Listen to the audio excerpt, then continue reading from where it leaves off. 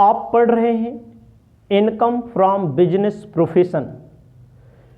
इस वीडियो के माध्यम से आपको बताने जा रहे हैं इनकम फ्रॉम बिजनेस प्रोफेशन में कौन कौन सी इनकम टैक्सेबल होती है, कौन कौन सी इनकम कर योग्य होती है। आपको हेडिंग लिख लेना है taxable income, taxable income under the head profit of business and profession. Hindi और इंग्लिश दोनों में मैं बताने जा रहा हूं। हिंदी में हेडिंग होगी व्यवसाय व पेशे के लाभ शीर्षक के अंतर्गत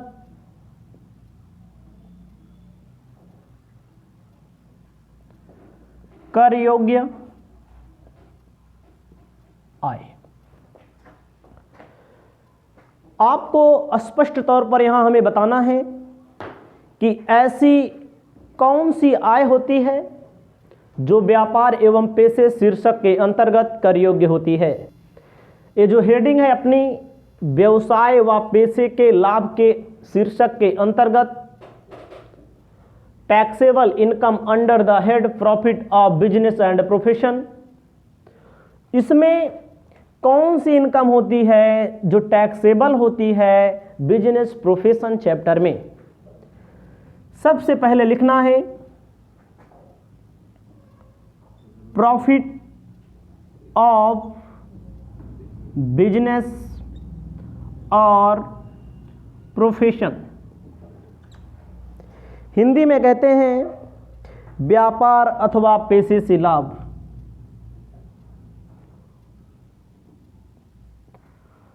पेशे से लाभ। व्यापार का मतलब, बिजनेस का मतलब मैंने आपको बताया वस्तुओं को खरीदना, वस्तुओं को बेचना खरीद करके ना।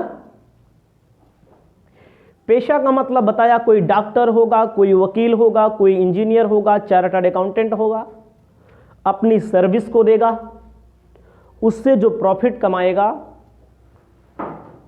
उसे कहां लेकर आएंगे, बिजनेस प्रोफेशन में लेकर आएंगे।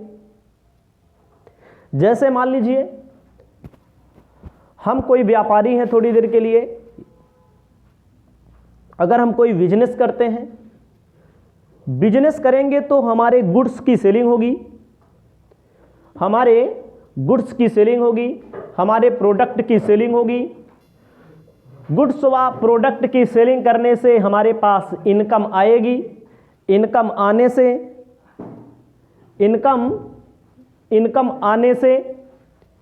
इनकम का मतलब बेचेंगे तो पैसा आएगा, तो इसे इनकम कहा जाएगा।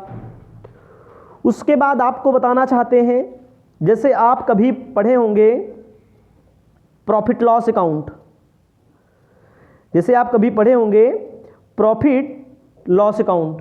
प्रॉफिट लॉस अकाउंट के क्रेडिट में क्या क्या लिखा जाता है, प्रॉफिट लॉस के अकाउंट के क्रेडिट में क्या क्या लिखा जाता है।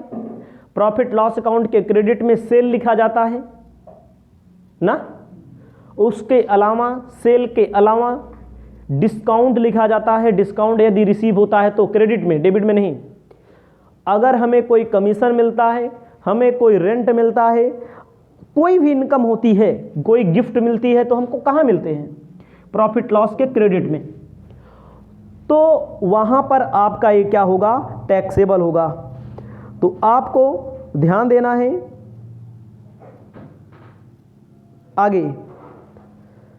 आगे आपको बताना चाहते हैं, अगला है इनकम फ्रॉम बिजनेस प्रोफेशन में दूसरी हेडिंग, दूसरा कहा गया है इनकम ऑफ ट्रेड। लिखिए इनकम ऑफ ट्रेड, ट्रेडर और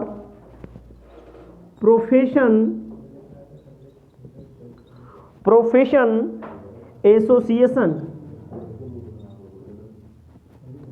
ध्यान दीजिएगा हमारी बात को, हिंदी में कहते हैं व्यापारिक संघों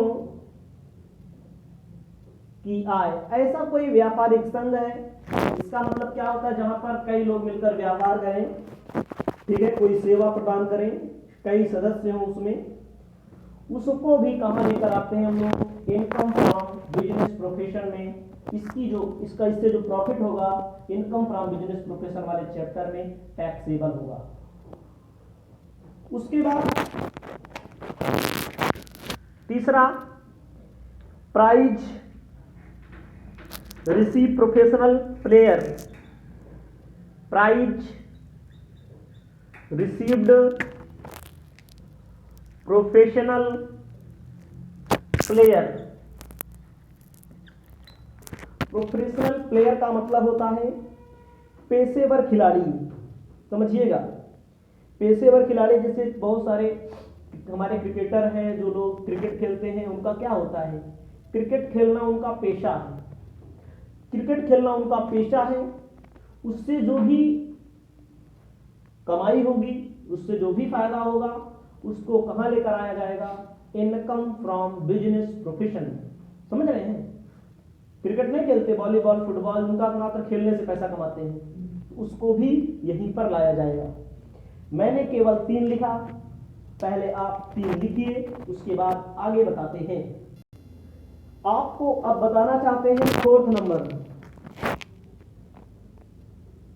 amount received as compensation. Amount received as compensation का मतलब होता है क्षतिपूर्ति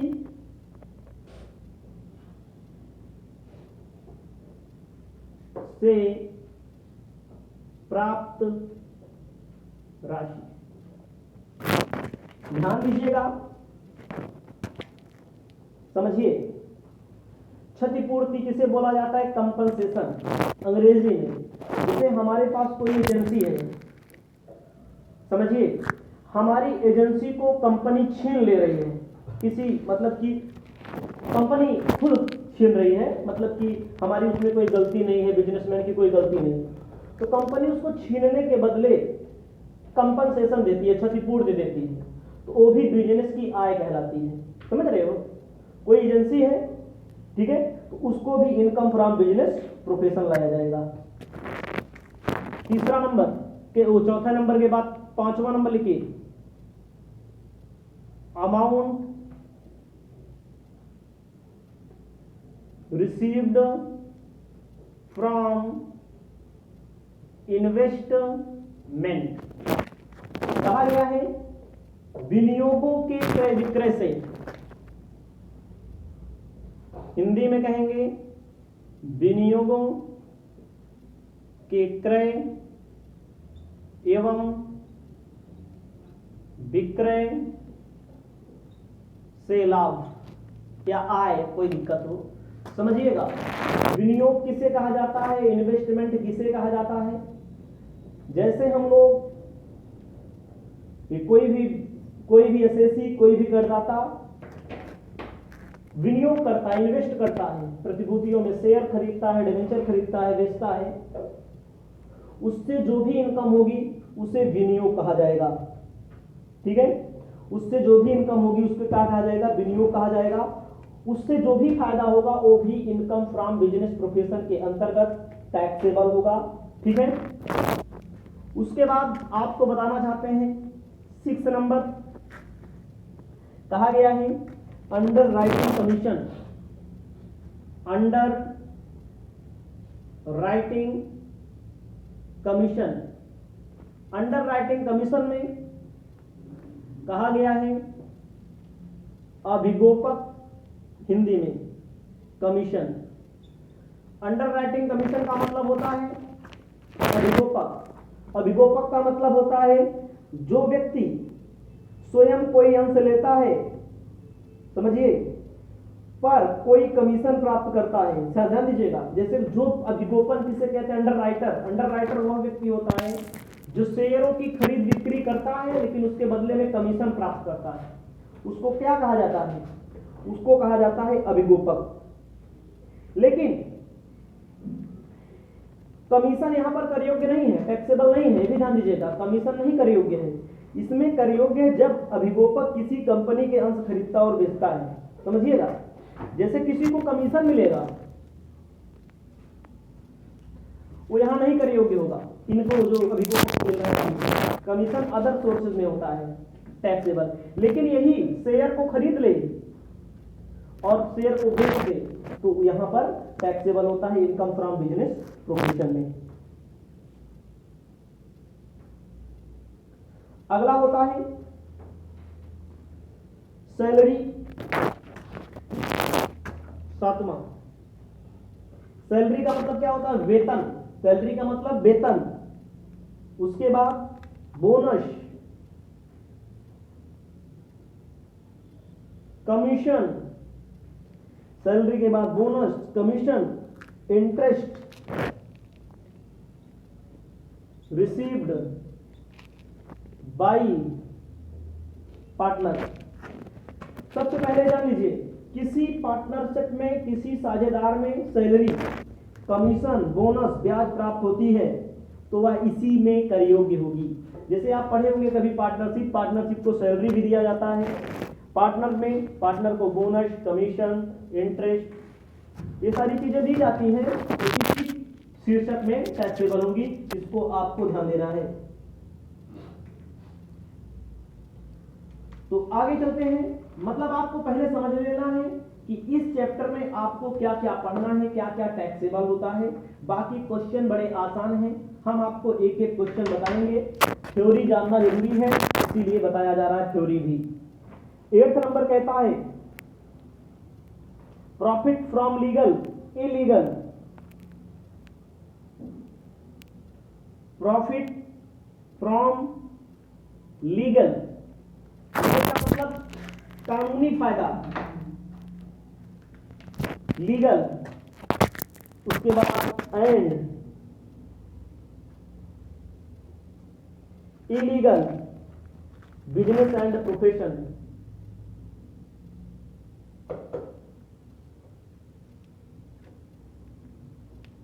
प्रोफेशन ध्यान देना है। कोई भी कानूनी बिजनेस हो, लिख लीजिएगा हिंदी में, कानूनी, गैर कानूनी व्यवसाय व पेशे से लाभ, हिंदी में भी लिख देते हैं। कानूनी, गैर कानूनी व्यवसाय व पेशे से लाभ। चाहे कानूनी हो व्यवसाय, चाहे गैर कानूनी हो, उससे अगर कोई लाभ होता है तो उसको भी बिजनेस प्रोफेशन में लाया जाएगा। इसको भी ध्यान देना है आपको। अगला है 9th number profit from. Profit from लिखा जा रहा है, आपको लिखना है प्रॉफिट फ्रॉम स्पेकुलेशन। स्पेकुलेशन का मतलब होता है सट्टे के व्यापार से लाभ। सट्टे के व्यापार से लाभ। ध्यान दीजिएगा, अगर कोई सट्टा होता है, उससे कोई बिजनेस होता है, उससे कोई लाभ होता है, उसको भी कहाँ शामिल किया जाएगा? उसको भी शामिल किया जाएगा यहीं पर। कहाँ पर? व्यवसाय एवं पेशे में। सट्टा का मतलब होता है जिसे बहुत सारे लोग सोने में पैसा लगा देते हैं, चांदी में पैसा लगा देते हैं, हीरा जवाहरात मोती में पैसा लगा देते हैं और इसका शेयर मार्केट घटता बढ़ता रहता है। वहाँ से जो कमाई होती है उसको सट्टे के अंतर्गत शामिल किया जाता है। इसको आपको अपनी कॉपी में लिखना है, उसके बाद आपको हम आगे बताने का कार्य करते हैं। पहले इतना आप आगे लिख लेंगे तो हम आगे बढ़ते हैं। सट्टे के बाद आपको बताना चाहते हैं, लिख लीजिए लीगल बेनिफिशियल ऑनरशिप। कै नंबर तक हुआ था? 9। 10 नंबर लिखिए। इंग्लिश में कहते हैं लीगल, लीगल यानी कि वैधानिक और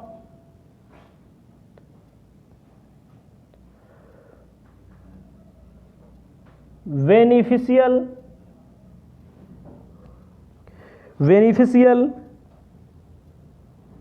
ऑनरशिप। हिंदी में कहते हैं वैधानिक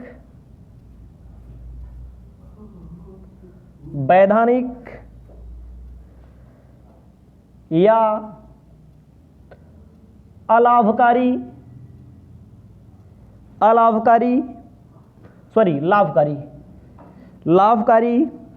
स्वामित्व। यहाँ से भी बहुत सारे लोग पैसा कमाते हैं। जैसे व्यवसाय एवं पेशे के लाभों पर आयकर लगाने के उद्देश्य से व्यापारी कानूनी स्वामित्व होना आवश्यक नहीं है, बल्कि लाभकारी मतलब कि कोई भी लाभ कमाओ, चाहे वैधानिक हो चाहे अवैधानिक हो, वो व्यवसाय एवं पेशे में कर योग्य होगा, उस पर टैक्सेबल लगेगा, उस पर टैक्स देने का उत्तरदायित्व बनेगा। उसके बाद आपको लिखना है 11वां नंबर, एक एक करके, ठीक है। अगला है पिछले गत वर्ष में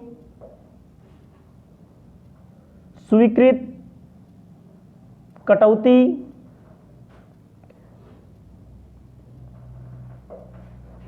के संबंध में प्राप्ति। ध्यान दीजिएगा, इसको कहते हैं deduction allowed in last previous year. ध्यान दीजिएगा, कोई भी ऐसा डिडक्शन जो पीछे छूट ली जा चुकी है लेकिन बाद में वो रिसीव हो जाती है, उसको भी इनकम फ्रॉम बिजनेस प्रोफेशन में बाद में टैक्स के दायरे में लाया जाएगा।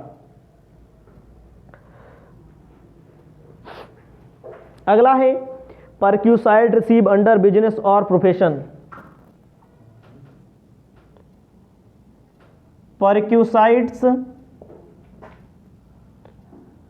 Received under